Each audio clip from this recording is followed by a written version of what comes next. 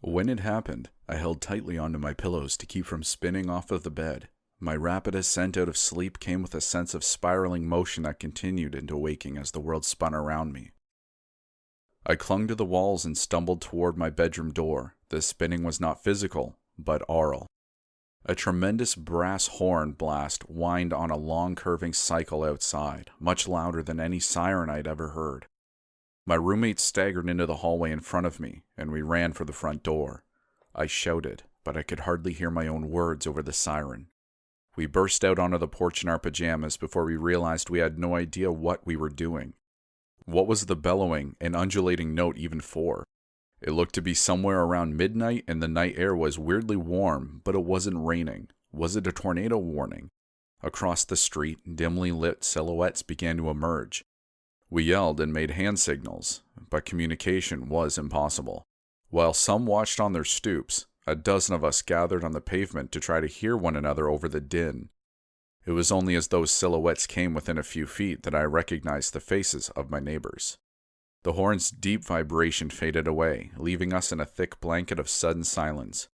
After rubbing his ears for a moment, our neighbor Bill asked, "Anyone got their phone with them?" That was sensible. I'd fallen asleep with my phone in my pocket, and I grabbed it once he made me think of it.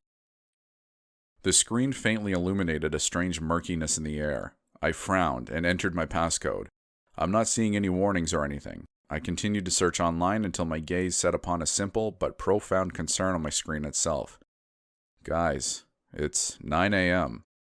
Another neighbor, Anton, looked around at our night-cloaked streets. You're kidding me. No, I followed his gaze. I had assumed it was the middle of the night, but now that I thought about it, the darkness around us was less than natural. The lights of the houses radiated muddy, hellish auras as if they were underwater, and a cloying miasma hung in the air that made it subtly hard to breathe. Something's wrong. There's a special sort of terror that comes upon a group of people who, together, all at once, realize that they are not as safe as they thought they were. We scanned the unnatural gloom, each of us turning until our backs were to one another. Do you hear something that sounds like crickets or cicadas? Don't be ridiculous, it's the middle of winter. One of my roommates pointed. There! A single drop of glimmering azure ichor hung from a nearby tree. Bill screamed the order. Everybody back inside! Our circle broke into a scattering spiral as we each ran for our homes. My roommates and I didn't look back until we were inside our house, behind a slammed and locked door. Running to the front window, we pushed furniture aside and crouched to peer under the curtains. Out there in the oppressive ink, the street was still. Nothing moved, save for the concerned faces in the windows opposite. Yet we knew that something was out there. A very tangible sense of something nearly walking began to decline, and we waited wordlessly until the unknown enormous presence out in the darkness returned to full slumber. But the darkness itself remained. My roommates and I paced the living room while waiting. Nobody online or on television made any mention of the event. So we soon realized it was just us. It was just our neighborhood. And things were almost normal here, one of my roommates complained angrily. What did we do to deserve this? 10 o'clock came and went, then 11, and finally noon. We began to receive texts and calls from our jobs, and we argued about what to do until we were forced to face the fact that life had to go on. No doubt our neighbors were thinking the same, but everyone was staring out their windows waiting for someone else to make the first move. Well, we were young, fit, and stupid, so it was up to us. We opened our front door just enough to squeeze through, and then dashed for our cars. I fumbled with my keys as that sense of a waking presence shot adrenaline through my veins.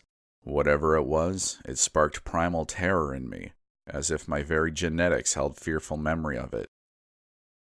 My roommates got their cars turned on and peeled out. I just barely managed to get inside, turn the ignition, and follow them. Ahead, the entire world looked cloaked in darkness, but their cars began to slide strangely as they neared the T intersection at the end of our street.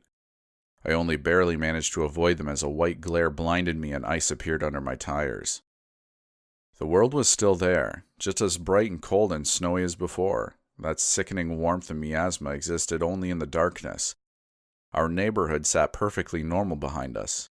We could even see our neighbors staring at us from inside their homes. From this vantage point, there was no snow on the rooftops and on the sidewalks and street that had not been under our feet during our panicked run to our cars. We rolled down our windows and exchanged confused guesses as to what the hell was happening, but the best we could come up with, it was another reality bleeding over onto ours. Lacking any idea what to do about it, they proceeded on to work, but I stayed behind a few minutes to test the edge. There was no shift. I was either in the warm darkness or the cold light, never both, never halfway. Stranger still, the two were at slightly different angles, almost the way light gets refracted when looking into an aquarium. I could fix my sight on a distant point, step over, and find myself looking somewhat off my target. I took this video of the transition between modes of existence while I mapped the exact boundaries and found that it was a perfect square containing our street, our houses, and our backyards. 2, always, without exception, time in the darkness came patterned with that rising sense of fear. Something out there sensed my presence, but if I kept it short, I could avoid truly waking it. In that manner, I drove up to each house and warned my neighbors one by one. As long as we stayed inside our houses or our cars, we wouldn't incite further danger. Or so we hoped. There was no way to be sure. The rest we simply had to endure. Random claw marks on anything wooden, stinking azure ichor left behind by creatures unknown, and a perpetual feeling of being under siege. Our night-shrouded days became permanently spent indoors. Any outing involved treating our garage like an airlock, and those neighbors without garages bundled up and made terrified sprints to their driveways as quickly as possible and as rarely as working life would allow. Our once tightly knit community became a series of isolated bunkers, and weeks passed while we emailed each other trying to figure out what to do. I spent 25 days huddled in my room behind boarded and barricaded windows, trying to sleep while hungry growling and curious sniffling passed by intermittently. There was a new ecosystem burgeoning out there, seen only in glimpses between nail-ridden 2x4s, and we had to stretch wintering plastic over the windows and began changing the air filter weekly. The deepening murk was clinging, taut, and otherwise didn't intrude our homes like a normal gas, but not a single one of us believed it would stay that way forever. We began to reach out.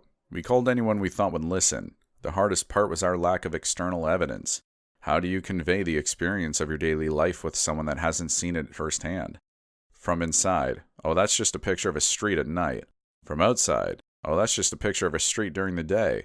Yes, but the point is the experience of the place, the impossibility of two worlds existing in the same location.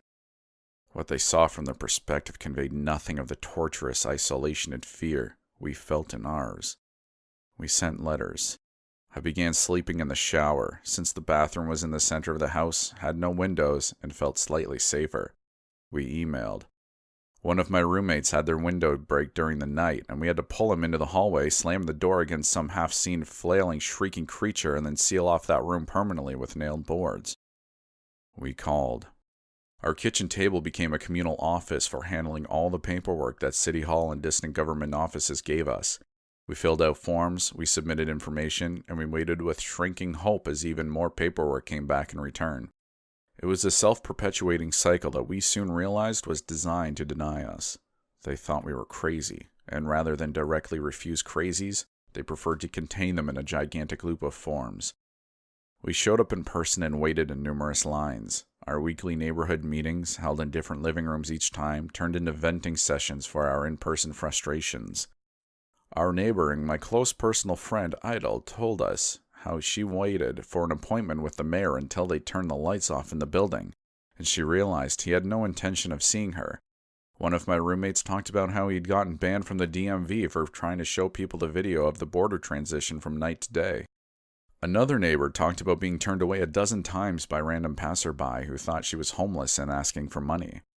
For the first week since the curse had come upon us, we had no idea what to expect. A complete inability to take action as a way of making a man curl up in the shower and cry. I could feel the hopelessness taking root in me as I tried to sleep, but I wasn't ready to give up. When we truly accepted that nobody would, that indeed nobody could, listen to us, we began to get desperate. Mere words were not enough to make them understand.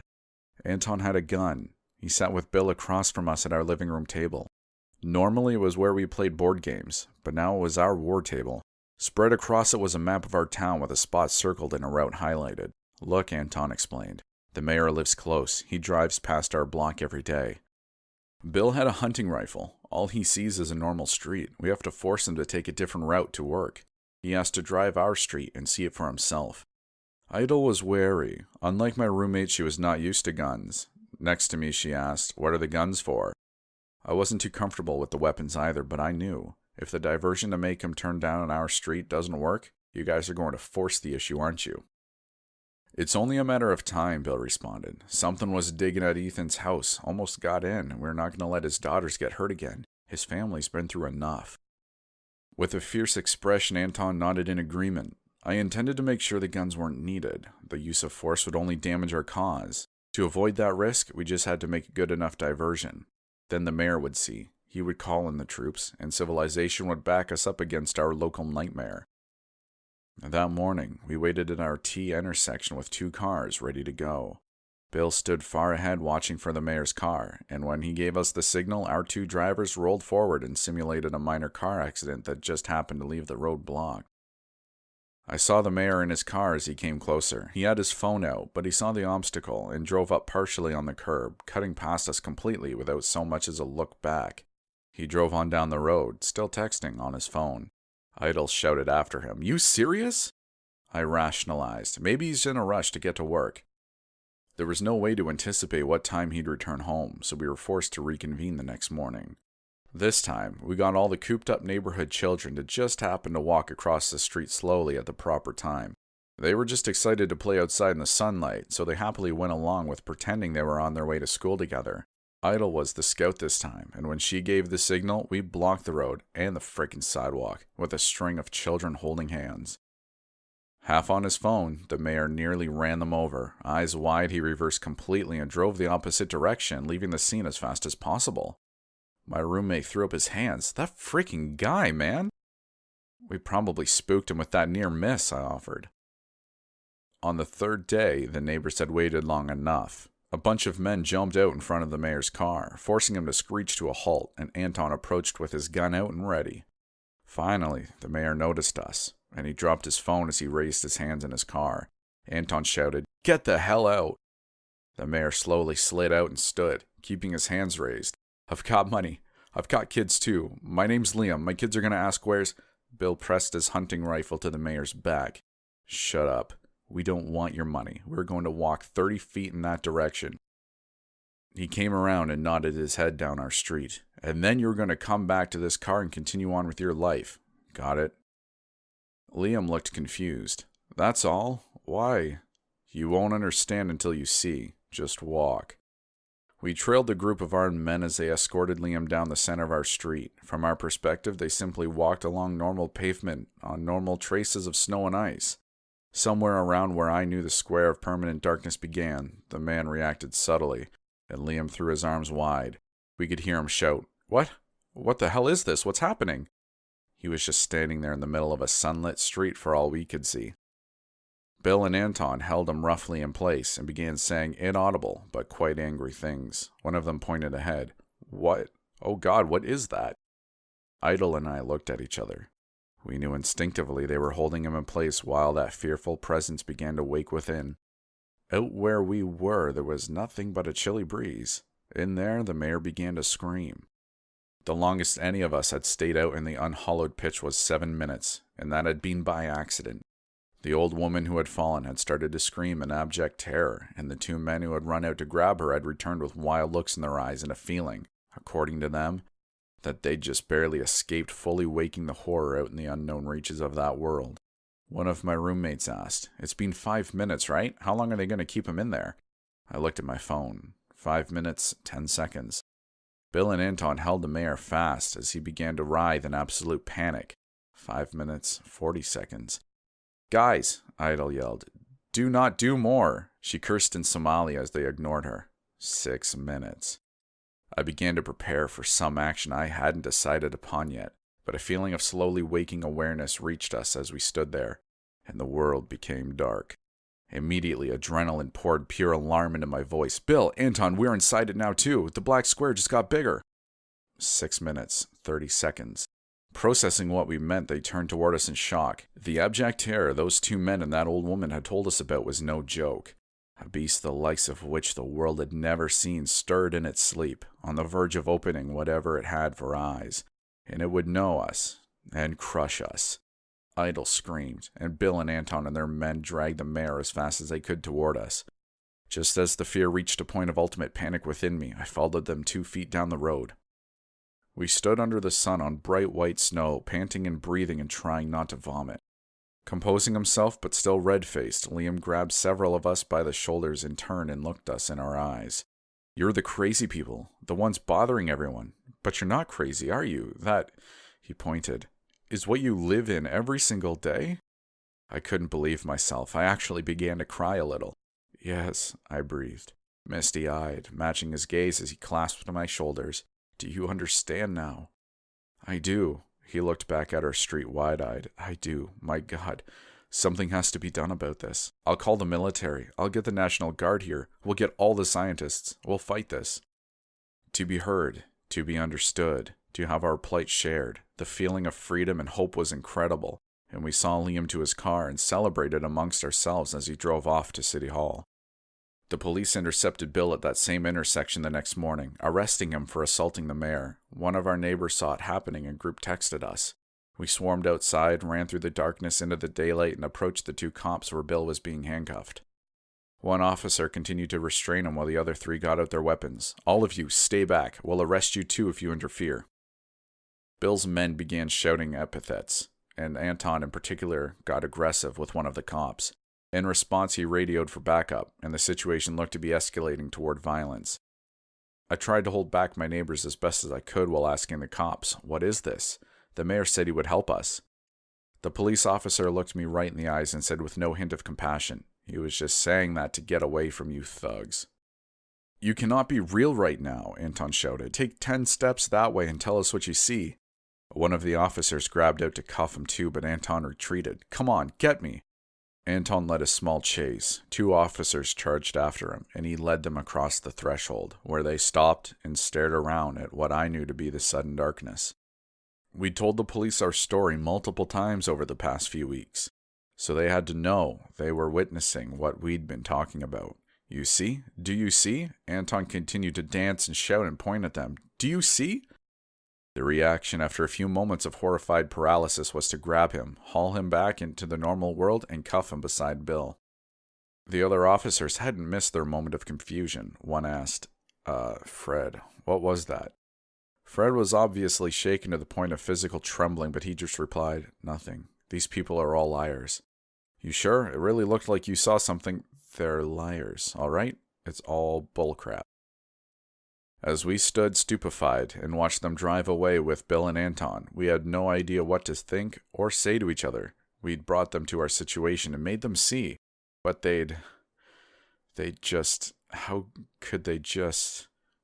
As we stood there on the corner, light pulsed away in favor of darkness.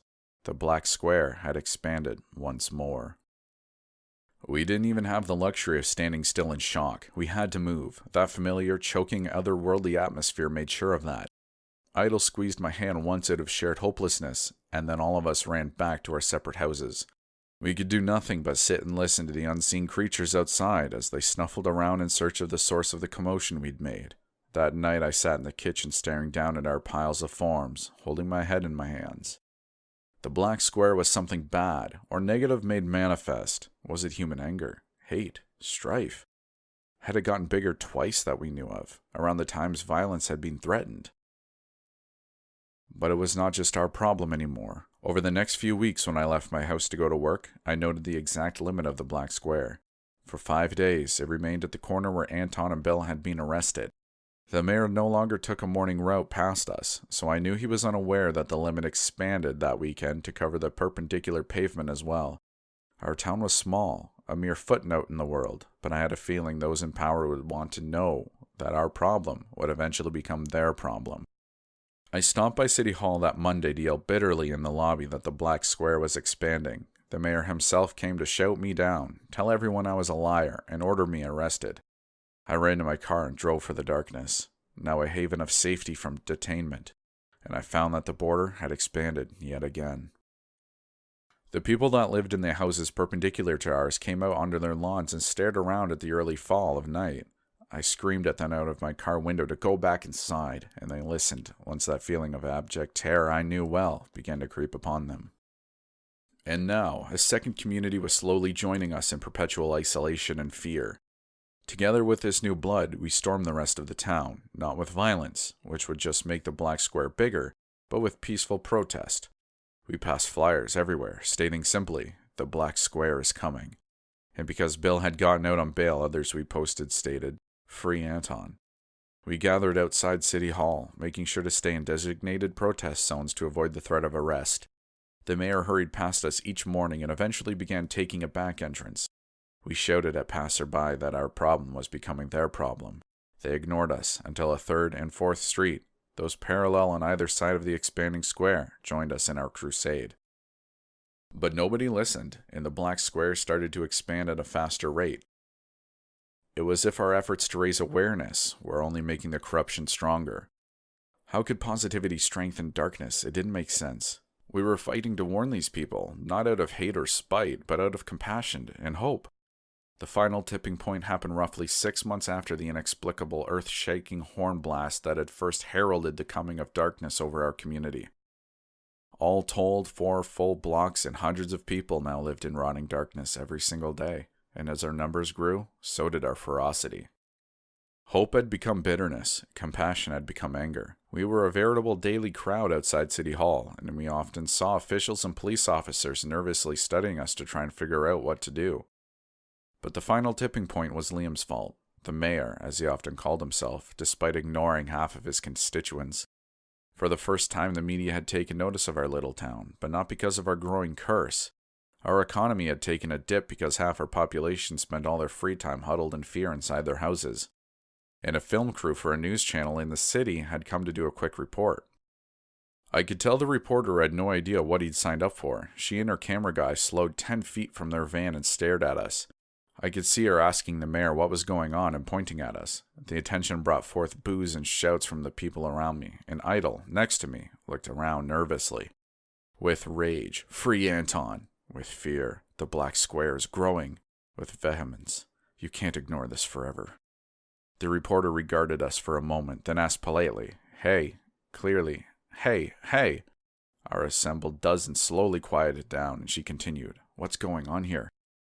Too many people began talking at once. While she tried to decipher what we were protesting, some of us sent texts and made calls, telling everyone that a film crew is here. The citizens of the affected neighborhoods began arriving in droves, swelling our numbers from dozens to hundreds. The mayor made calls of his own, and one by one, cop cars began pulling up. They expanded the force in recent months because of us, and I guess it was in preparation for a moment exactly like this one. "Well, hey," the reporter finally told us, "we're going to do our scheduled interview with the mayor here, and then we'll swing back and talk to y'all. How about that?" We must have looked eerie staring at her like that. Nobody had offered us hope in so long that we hardly recognized the sight of it. Our crowd watched her ascend the steps of City Hall, fix her hair, and begin filming the mayor. She began by asking a few standard-seeming questions, but then she got to a question about the downturn in our area. "Mayor, isn't economic policy for the local industrial region a major portion of what you do here? Is any part of this the fault of City Hall?" Even from our distance, I could see his face change. His polite smile fell as his mask cracked, and he swept a hand out toward us, directing the camera to follow. Quite clearly and loudly, he answered, "It's really the fault of our certain lazy demographics around here. Some people just don't want to work." The people around me reacted as if struck. I could physically feel their surprise, shock, and affront move through me like a wave. Idle grabbed my arm. This was bad. A few shouted angrily. Clearly at his breaking point after months of our persistent efforts, the mayor forgot himself and shouted in response, "Oh, go back to your crap hole communities and cry about it." Dead silence fell. Opposite us, even the cops stared up the steps aghast. In one fell comment, the mayor had succinctly informed us that the local government would never listen to us.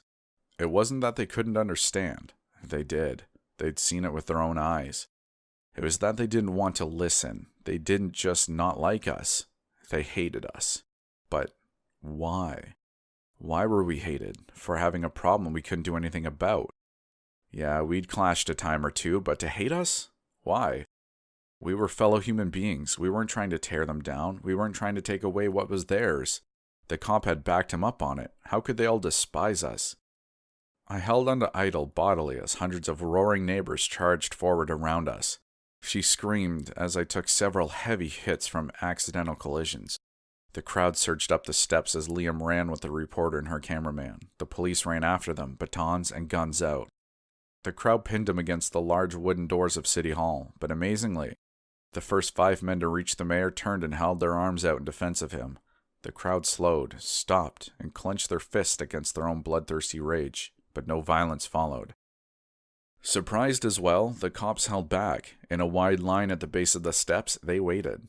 Those quick-thinking men at the front slowly urged everyone back, and Liam dusted his suit off and fixed his hair while he came to terms with the fact that he wasn't about to get beaten to death.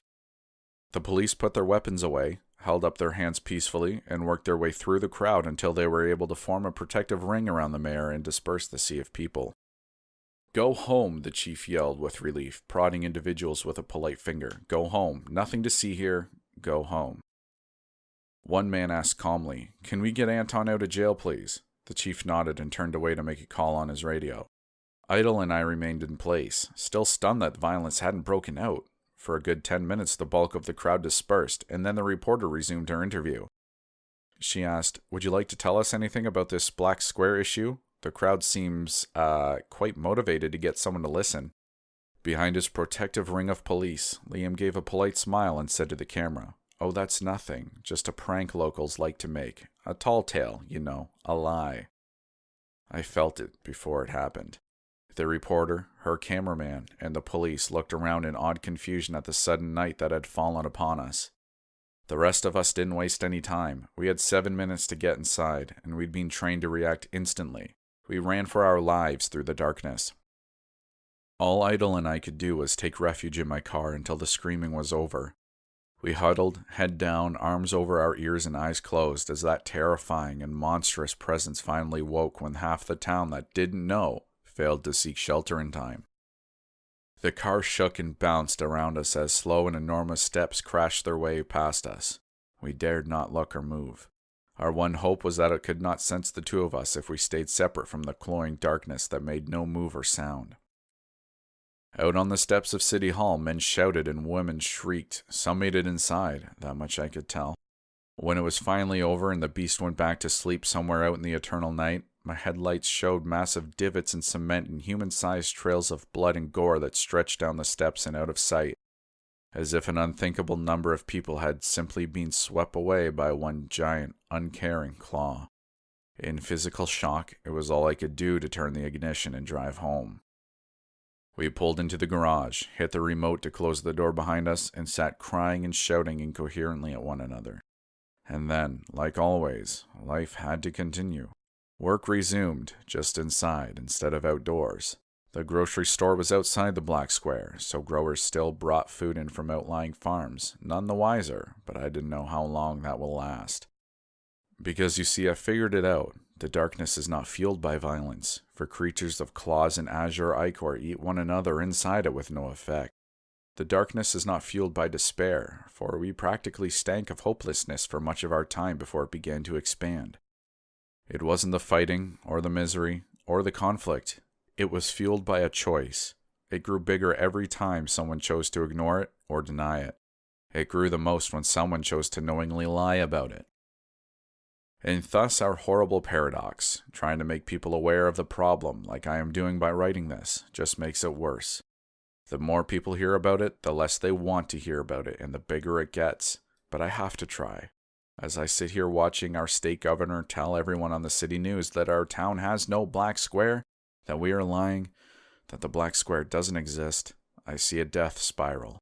As we ran in a spiral that first dark morning out of fear, as we made it worse by trying to make it better, I see a train of madness with no conductor on a track headed toward a cliff.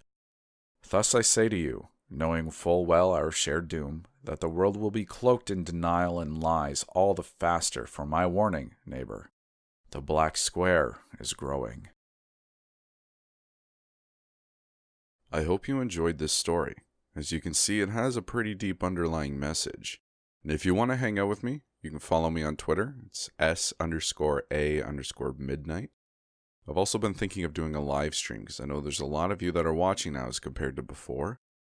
And if you would like to see something like this, if you'd like to participate and hang out with me in a live stream, let me know. You can either just comment down below. I watch those quite regularly. Or you can go and tweet me on Twitter. Tweet me on Twitter. Yeah, one of those will work.